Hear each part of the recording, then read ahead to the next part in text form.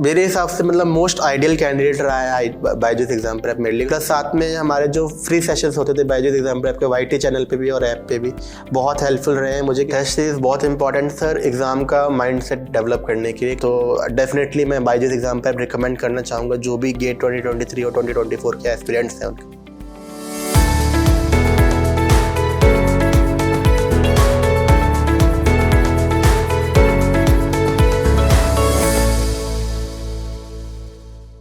Hello guys, Byju's exam prep spotlight में आप सभी का स्वागत है।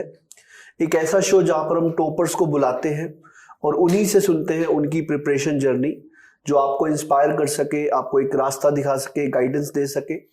तो गाइस, आज इस शो में मैं धीरज सरदाना आपका होस्ट, और आज हमारे बीच है परविंदर सिंह, जिन्होंने गेट 2022 मैकेनिकल इंजीनियरिंग में AIR 3 with a GATE score of 1000 हासिल किया है। और आज हम उन्हीं से सुनेंगे उनकी प्रिपरेशन जर्नी के बारे में। तो my dear, to start with we have Parvinder, so welcome Parvinder in this show. Thank you sir. So we will start now. So Parvinder, my first question to you is कि आपका एजुकेशन बैकग्राउंड क्या है और आप कहाँ से आते हैं, थोड़ा बताइए हमारे व्यूअर्स को। Sir, I am from Jaipur Rajasthan. मेरी स्कूलिंग वहीं से हुई है, कैम्ब्रिज कोड हाई स्कूल से। And my graduation is from IIT Bhilai and I was pass out from 2021 last year only in mechanical engineering. And my father and my mother both are government employees. My father is senior draftsman in Rajasthan housing board and my mother is a government school teacher. And I have 2 elder sisters and मैं सबसे छोटा हूँ घर में। Okay, सो परविंदर, सबसे पहले मैं ये जानना चाहूंगा कि from when you have started the preparation for this GATE 2022 exam. GATE के लिए स्पेसिफिकली अगर आप पूछेंगे तो मेरा स्टार्ट हो गया था जून 2021 से। मैंने गेट की प्रिपरेशन स्टार्ट कर ली थी। लेकिन उससे पहले मैं एक्चुअली AEJE की प्रिपरेशन से स्टार्ट की थी। मैंने सोचा था कि पहले AEJE में क्योंकि RVNL JEE की वैकेंसी निकली थी उस टाइम पे, तो मैंने सोचा पहले RVNL JEE के अंदर बैठ जाता हूँ घुस के। उसके बाद 1-2 साल तो, क्योंकि गेट बहुत टफ एग्जाम लगता था मुझे उस टाइम पे, तो मैंने बोला कि पहले JEE की पोस्ट निकाल लेते हैं, फिर 1-2 साल गेट की तैयारी करेंगे और इसके बाद फिर हम गेट निकालेंगे। लेकिन फिर जब मैं एक दिन आपका ही सेशन देख रहा था सोम का YT पे, तो मैंने सोचा कि उस सेशन में मैं आया, मजे में आ गया मैं देखने के लिए किस लेवल के क्वेश्चन होते हैं। तो जब मैं गया तो मेरे से क्वेश्चन सॉल्व हो रहे थे वहाँ पे, तो मैंने सोचा जब हो ही रहे हैं तो फिर AEJE का सेगमेंट छोड़ के गेट में ही घुस जाते हैं, इसी साल ट्राई कर लेते। तो फिर जून अराउंड मैंने फिर गेट की प्रिपरेशन स्टार्ट कर दी थी।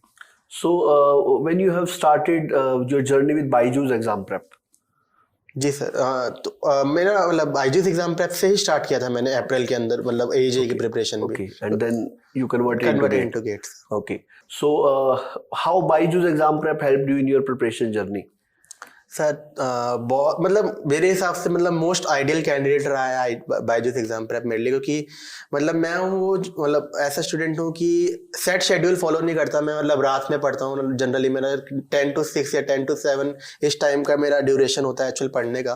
तो वो ऑफलाइन कोचिंग में पॉसिबल है नहीं, और मेरे पास चॉइस भी नहीं थी ऑफलाइन कोचिंग की क्योंकि कोरोना था।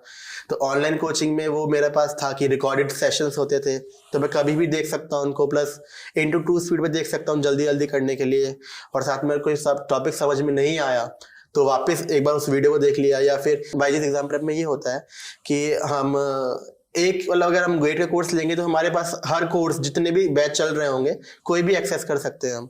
तो अगर एक फैकल्टी से कोई टॉपिक समझ में नहीं आ रहा तो मैं दूसरे बैच में जाके किसी और फैकल्टी से, क्योंकि सारे फैकल्टी टैलेंटेड, उनसे जाके पढ़ लेता था मैं, तो समझ में आ जाता था मुझे। प्लस साथ में हमारे जो फ्री सेशंस होते थे बायजूस एग्जाम प्रेप के YT चैनल पे भी और ऐप पे भी बहुत हेल्पफुल रहे हैं मुझे, क्योंकि जो नए क्वेश्चन होते हैं गेट के, क्योंकि PYQs तो हर कोचिंग करा देती है, प्लस तो जो नए क्वेश्चन होते हैं वो मिलना मतलब या तो फिर आप रेफरेंस बुक से पढ़ो क्योंकि बहुत टाइम कंज्यूमिंग है, या फिर मतलब फिर आप लोग मेहनत कर रहे हैं हमारे लिए क्वेश्चंस लेके आने के लिए, हमें बस अटेंड करना है वो सेशन। तो वो वाला जो पार्ट था काफी हेल्प मिली, काफी डाउट सॉल्व हुए मेरे, काफी कॉन्सेप्ट्स क्लियर हुए। सो मेजरली आपने मतलब प्रैक्टिस जो किया वो YT और प्रैक्टिस सेशन जो बायजूस एग्जाम प्रेप प्रोवाइड करता था उससे किया। PYQs आपके सेशंस और एक मॉक टेस्ट जो होते हैं वो। Okay, what is the role of test series in your preparation journey. Test series बहुत इंपॉर्टेंट सर एग्जाम का माइंडसेट डेवलप करने के लिए, क्योंकि कौन से क्वेश्चन हमें अटेंड करने हैं ऑन द स्पॉट, कौन से क्वेश्चन हमें लास्ट के लिए छोड़ने हैं, कौन से क्वेश्चन छोड़ने ही है, मतलब एग्जाम अटेम्प्ट ही नहीं करने वाले, नेगेटिव हो जाएंगे। वो सब वाला जो पार्ट डेवलप करने में टेस्ट सीरीज बहुत हेल्पफुल है। प्लस कितने टाइम देना है क्वेश्चन को, मतलब कितने टाइम में अगर ये क्वेश्चन नहीं बन रहा है तो उसको छोड़ के आगे मूव ऑन करना है, क्योंकि हमें पूरे 65 क्वेश्चन अटेम्प्ट करने हैं। एक क्वेश्चन में अगर 10-15 मिनट लगा दिए तो फिर बाद के क्वेश्चन छूट जाएंगे। वो वाला पार्ट जो टेस्ट सीरीज बहुत अच्छे से हेल्प करता है। प्लस साथ में नए क्वेश्चंस जो सोर्स है वो भी टेस्ट सीरीज है, क्योंकि 100% सिलेबस तो कोई भी कोचिंग कवर नहीं करती, एक दो छोटे मोटे टॉपिक्स छूट जाते हैं, तो उससे क्वेश्चन कई बार टेस्ट सीरीज में आ जाता है। तो वो बनता तो नहीं है, लेकिन जब आप एनालाइज कर रहे होते हैं उसको तो सॉल्यूशन में दिख जाता है कि कौन सा कॉन्सेप्ट लगेगा इस क्वेश्चन में, तो फिर वो उससे भी नॉलेज एनहांस हो जाती है। प्लस मिस्टेक्स आपको पता लगती है कि भाई कौन सा कॉन्सेप्ट में मुझे मिस्टेक हो रही थी, क्या मैं फॉर्मूला जो मैंने पढ़ा था वो अप्लाई अच्छे से कर पा रहा हूँ या नहीं कर पा रहा हूँ। वो सब चीज़ों में टेस्ट सीरीज बहुत हेल्प करती है। प्लस गेट कैलकुलेटर यूज करने में हेल्प करती है, वो भी बहुत इंपॉर्टेंट पार्ट है। सो जैसे आपने ऑलरेडी सारी क्लासेस जो अटेंड करी है, तो कोई ऐसी याद, कोई ऐसी मेमोरी जो क्लासेस से रिलेटेड आपको आज भी याद हो?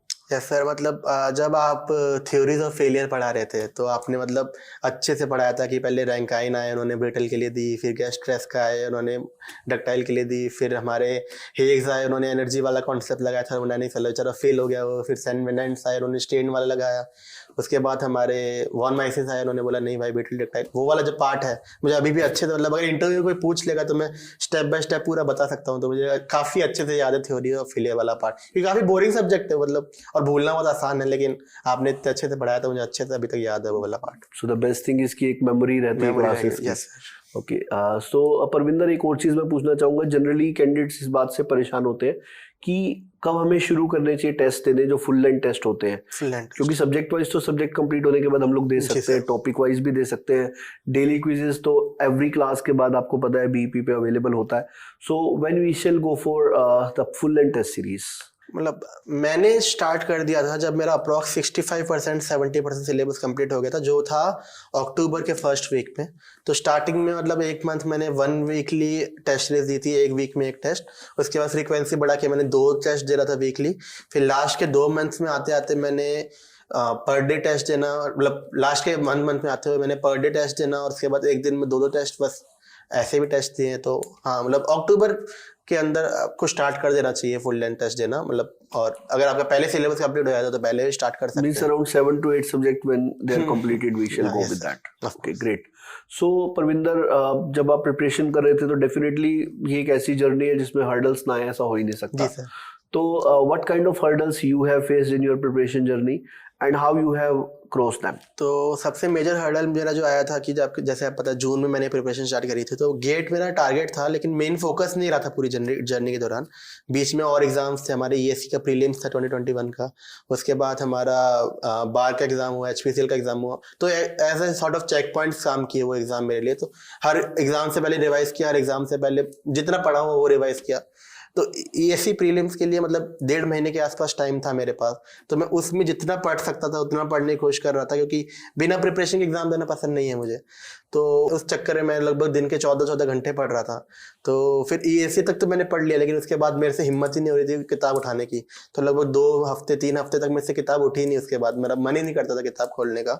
तो मैंने बोला भाई आगे तो इतने घंटे तो नहीं पढ़ सकता हूँ मैं, बर्न आउट हो जाऊंगा। तो उसके बाद फिर धीरे धीरे 2-2 घंटे करके फिर 4-4 घंटे फिर वापस स्पेस बनाई। तो और एक सपोर्ट का सर बहुत इंपॉर्टेंट है हमारा। तो मैं घर पे रहा हूँ पूरे प्रिपरेशन जर्नी में, तो मम्मी पापा थे, सिस्टर थी। तो कभी कोई डिप्रेशन हो गया, कोई टेस्ट नंबर कम आ गए तो उनसे बात कर ली, या फिर फ्रेंड्स हमारे साथ में प्रिपेयर कर रहे थे तो उनसे बात कर ली। तो ऐसे मतलब सेल्फ मोटिवेट करते करते धीरे धीरे पढ़ते पढ़ते यहाँ आ गए सर। और एग्जाम में आपको ऐसा लगा कि जैसे डर लगता है एग्जाम से पहले? एग्जाम के टाइम नहीं लगा, एग्जाम से 1 हफ्ते 2 हफ्ते पहले बहुत डर लगा था। मतलब हाँ, मतलब आपने वाईटी के चैनल पे आपने देखा भी होगा, मैं कमेंट करता था कि सर डर लग रहा है, क्या करे क्या करे। वो डर लगना सर मतलब जरूरी भी है। अगर आपने प्रिपरेशन अच्छे से की है तो मतलब किसी चीज़ के लिए आप जब केयर करते हैं तभी उस चीज़ का डर लगता है। तो फिर उस डर नहीं लग रहा है तो आपने अच्छे से प्रिपेयर नहीं किया उस चीज़ के लिए। तो हाँ, एग्जाम के टाइम पे तो पता ही नहीं लग रहा था कि मैं एक्चुअल गेट का एग्जाम दे रहा हूँ, ऐसा लग रहा था कि मॉक टेस्ट दे रहा हूँ मैं। फिर जब गेट का एग्जाम खत्म हो गया उसके बाद समझ में आया कि गेट का एग्जाम दे दिया है मैंने, जिस चीज़ से डर लग रहा था। तो हाँ, एग्जाम से पहले डर लग रहा था, एग्जाम की ड्यूरेशन में डर नहीं लग रहा था। और टेस्ट सीरीज देते समय मतलब आपका क्या वो रहता था कि भाई मैं गेट का एग्जाम दे रहा हूँ, क्योंकि कुछ लोग टेस्ट सीरीज को बहुत कैजुअली देते हैं, फिर वो वही चीज अगर गेट में करे आते हैं तो it seems to be a problem. शुरू में मतलब मैं भी मतलब टेस्ट सीरीज को इतनी ज्यादा सीरियसली नहीं लेता था, लेकिन मतलब फिर ना गलतियां बार बार, सेम क्वेश्चन सेम टाइप की गलतियां बार बार रिपीट होने लग गई। तो उसके बाद फिर मैंने क्या किया, मैंने एक नोटबुक बनाई स्पेसिफिकली जो टेस्ट सीरीज में गलतियां हो रही हैं उसकी, और मैंने फिर कई बार तुक्के भी लगा देते हैं टेस्ट सीरीज में, हम इतना कैजुअली लेते हैं। तो मैंने बोला नहीं भाई, नेगेटिव कम से कम करना है, अगर अभी हैबिट नहीं डालूंगा तो फिर गेट में तुक्के मारने की जो आदत है वो जाएगी नहीं। तो फिर वो वाला हैबिट डेवलप की और एमएस की उसकी प्रैक्टिस की। उसके बाद धीरे धीरे एंड तक जाते जाते ऑलमोस्ट मैं टेस्ट सीरीज को गेट की तरह ही ट्रीट करना चाहिए, वरना फिर मेंटालिटी बनेगी ना गेट की। तो धीरे धीरे हो गया था वो वाला। तो आई फील कि हार्ड वर्क पे करता है, तो I feel now you have qualified ESC prelims also, so best of luck for उम्मीद दैट। नहीं थी मुझे, लेकिन क्योंकि जीके वाला पार्ट मेरा प्रिपेयर्ड नहीं था, तो केवल टेक के दम पे ही जो हुआ है। तो उसके लिए भी बेस्ट ऑफ लक कि आप एक बार फिर से स्पॉटलाइट में आए ईएससी एग्जाम के रिजल्ट के बाद फाइनल। Thank you sir. और परविंदर, मैं ये जानना चाहूंगा अगर कुछ फाइनल वर्ड्स आप जो गेट एस्पायरेंट्स हैं गेट और ईएससी के 23 में 24 में, अगर उनके लिए आप कुछ कहना चाहें कि व्हाट आर दोज थिंग्स जो बहुत ज़रूरी है प्रिपरेशन के लिए, लाइक डेडिकेशन या किस तरह की चीज़ें जो आप कहना चाहिए कि ये चीज़ें तो होनी चाहिए अगर आप भी ऐसा सिंगल डिजिट या डबल डिजिट रैंक लाना चाहते हैं तो मोस्ट इम्पॉर्टेंट मेरे हिसाब से जो नए एस्पिरेंट्स हैं या जो ड्रॉपर हैं, जो भी फिर से प्रिपरेशन कर रहे हैं, उनके लिए है कंसिस्टेंसी सर। कंसिस्टेंसी से अगर आप प्रिपेयर नहीं कर पाएंगे तो फिर आपका सिलेबस ख़त्म ही नहीं होगा गेट एग्ज़ाम से पहले। तो एंड मोस्ट इम्पॉर्टेंट एक और जो पार्ट आया है, अब की बार वाला जो मैकेनिकल का पेपर आया है गेट का, बहुत टफ आया है, आईटी के एजीपी ने जो बनाया है, और अगले साल भी मतलब एक्सपेक्ट कर सकते हैं कि इसी लेवल के अराउंड पेपर आएगा। तो जो हम नेगलेक्ट करते हैं सब्जेक्ट हीट ट्रांसफर और इंजीनियरिंग मैकेनिक्स, उससे अच्छे क्वेश्चंस आए हैं, मतलब एचटी से अच्छे क्वेश्चन नहीं है लेकिन उनकी क्वेश्चन के नंबर बढ़ गए हैं, और इंजीनियरिंग मैकेनिक्स से दोनों सेट में बहुत अच्छे अच्छे क्वेश्चंस आए हैं। तो उन सब्जेक्ट को हम नेगलेक्ट नहीं कर सकते, उनके ऊपर ही फोकस करना पड़ेगा। और एमएसक्यूज वाला जो पार्ट आया है अब की बार, वो प्योरली थ्योरेटिकल आया है, एक भी न्यूमेरिकल एमएसक्यूज नहीं आया है। तो अगर आप 100% मार्क्स के लिए एम कर रहे हैं गेट में, तो आपको थ्योरी वाला पार्ट भी फोकस करना पड़ेगा। कॉन्सेप्ट्स और न्यूमेरिकल तो फोकस में रखना ही है अगर गेट के लिए प्रिपेयर कर रहे हैं आप। एंड ऑल द बेस्ट, क्योंकि आईआईटी कानपुर प्रिपेयर कर रहा है, तो 10 मंथ्स बचे हैं गेट 2023 के लिए, तो all the best for all the GATE 2023 aspirants. One last question Parvinder, कि will you recommend your juniors who are going to prepare in 23 and 24 that they shall join BYJU'S exam prep, and what are the most interesting and important thing you feel that BYJU'S exam prep is having which is required for a good preparation? Sir मतलब पहले बता चुका हूँ मैं कि जो recorded वाला part है, ऑनलाइन वाला पार्ट, सबसे इम्पोर्टेंट पार्ट जो मेरे लिए था कि वापस रिपीट कर पाना, साथ में अपनी पेस से देख पाना कि अगर इंटू 2 स्पीड पे देखना है तो इंटू 2 स्पीड पे देख लो, एंड कभी भी अपनी मर्जी से कभी भी देख पाने वाला पार्ट, वो तो इम्पोर्टेंट है ही। साथ में डाउट सॉल्विंग वाला जो पार्ट है, हर एक फैकल्टी का अपना टेलीग्राम चैनल है, तो जब भी मेरा कोई क्वेश्चन में डाउट आता था तो मैं डाल देता था और तुरंत उसका आंसर मिल जाता था मुझे अच्छे से। और ऐसा कभी लगा नहीं मुझे कि मैं अकेला ट्रैवल कर रहा हूँ, हमेशा लगता था कि आप लोग साथ में हैं और गाइड कर रहे हैं कि भाई ये वाला पार्ट मत कर, इस पर इतना फोकस मत कर, ये इंपॉर्टेंट नहीं है, अपना यहाँ वाला इस वाले पार्ट में ज़्यादा फोकस कर, इससे ज़्यादा क्वेश्चन आने के चांस है। तो वो वाला जो पार्ट था काफ़ी हेल्पफुल लगा मुझे। और इन सब के साथ तो डेफिनेटली मैं बायजूस एग्जाम पर रिकमेंड करना चाहूँगा जो भी गेट 2023 और 2024 के एस्पिरेंट्स हैं उनके। Okay, so Parminder, what do you feel whether PYQs are important for the GATE preparation or not? जी सर, मतलब PYQs ना करने का कोई रीज़न है नहीं सर, क्योंकि PYQs जो है, क्योंकि मॉक टेस्ट और जो टेस्ट सीरीज हैं उनका लेवल गेट के लेवल से हाई होता है, तो हम अच्छे से अपना प्रिपरेशन लेवल टेस्ट नहीं कर सकते उनके मार्क्स के बेसिस पे। तो एक्चुअल गेट का लेवल कि गेट किस तरह क्वेश्चन पूछता है, कैसे घुमाता है, किस तरीके से फंसाता है हमारे स्टूडेंट्स को, तो उसके लिए PYQs लगाना बहुत ज़रूरी है। साथ में हमें पैटर्न समझ में आता है कि इस सब्जेक्ट से कैसे क्वेश्चन पूछ रहे हैं, इस सब्जेक्ट से कैसे क्वेश्चन पूछ रहे हैं। तो PYQs कम से कम एक बार तो लगाना ही चाहिए हर एक एस्पिरेंट को पूरा।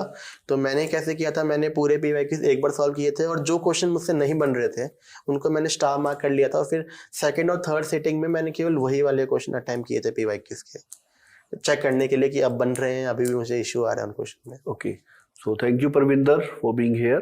Thank you sir, thank you for having me. So guys, ये थे परविंदर और आपने सुना इनकी प्रिपरेशन जर्नी, किस तरह के हर्डल्स प्रिपरेशन में आए और किस तरीके से ही हैव प्रिपेयर्ड और उन हर्डल्स को क्रॉस किया. तो if we just summarise this that Parvinder have started preparation very late. Generally student prepare in second or third year of engineering. So as he have prepared after his BTech, so obviously time कम था, but इतने कम समय में he have prepared so well that he qualified for GATE as well as for ESC prelims also.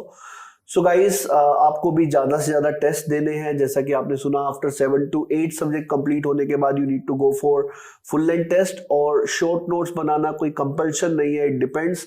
If you feel कि आपको बनाना है तो it's fine, otherwise जैसा कि परविंदर ने भी कहा कि he work with the formula notes, और जो फुल कंप्लीट नोट्स थे he was going for the revision with them. And the best thing I would like to tell you guys, that whatever the session we were having on YouTube or app, in every session Parvinder was there, and we were already knowing that those kind of students who are that much dedicated, they are definitely going to do well. And that is the reason, if you still see the recording of those sessions, you will see every time how Parvinder is answering in all the session he was present. So this was the best part, that he was so much dedicated. So guys, I would like to say, stay tuned for this kind of sessions, this kind of spotlight shows, तो कि आपको बहुत benefit देंगे आपकी preparation journey में भी. So guys, best of luck with that.